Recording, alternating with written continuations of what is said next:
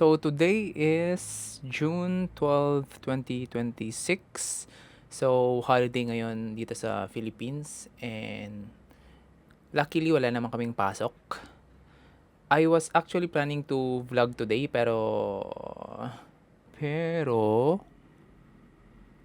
if you look at the time, it's 8:10 na pero wala pa akong na-start. And yung reason is actually complicated.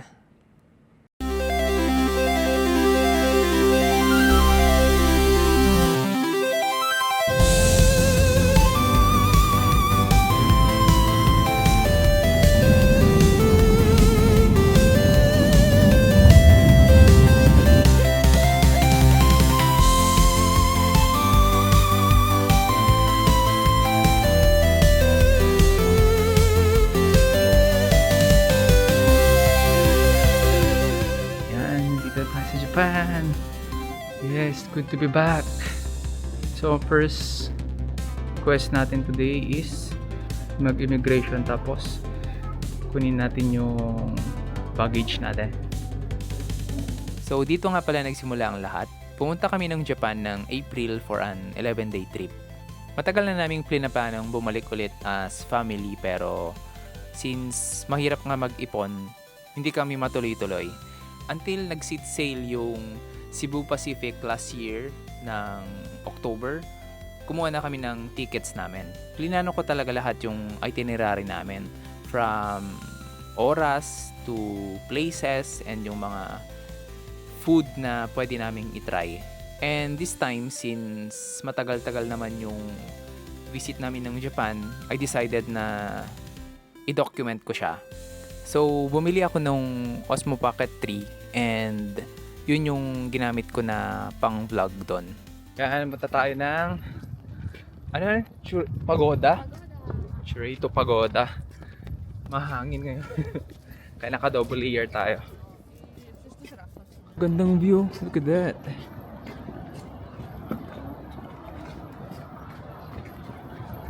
Ganda ng view. Look at that. Wow! Suga!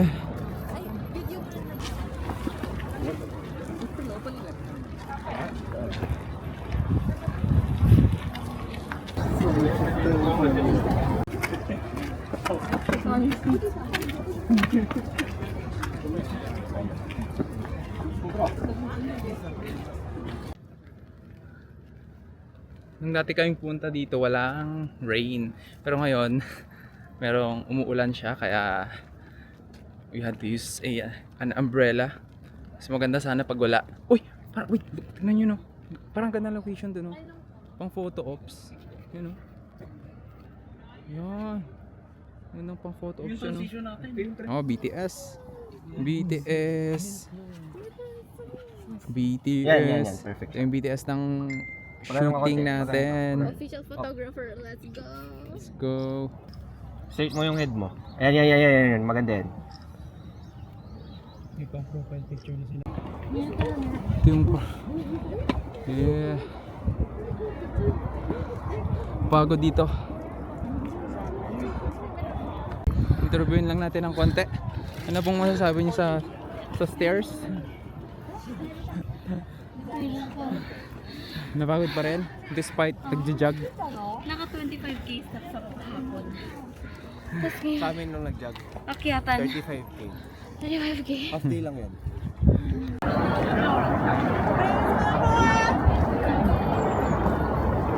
Wow, ganda dito pre. Oh, Mount Fuji oh. Mount Fuji. Na-timingan namin na clear na yung clouds. Nung last kasi na pumunta kami dito is November. So walang cone yung Mount Fuji. Okay, so tapos na yung photoshoot sa observation deck ng pagoda. Dito na tayo sa may shortcut na way instead of yung stairs. So mas madali na siyang malakad pababa. Mas mabilis na rin. Okay, yan. So, yan nung pumunta kami noon sa Mount Fuji.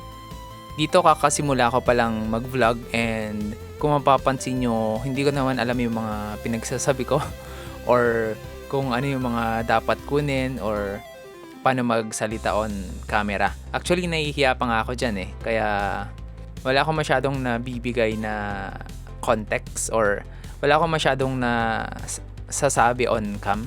But I'm still trying, so that's why I'm making this vlog para gumaling. Kasi I'm aspiring to make better content and gusto kong mag-vlog talaga.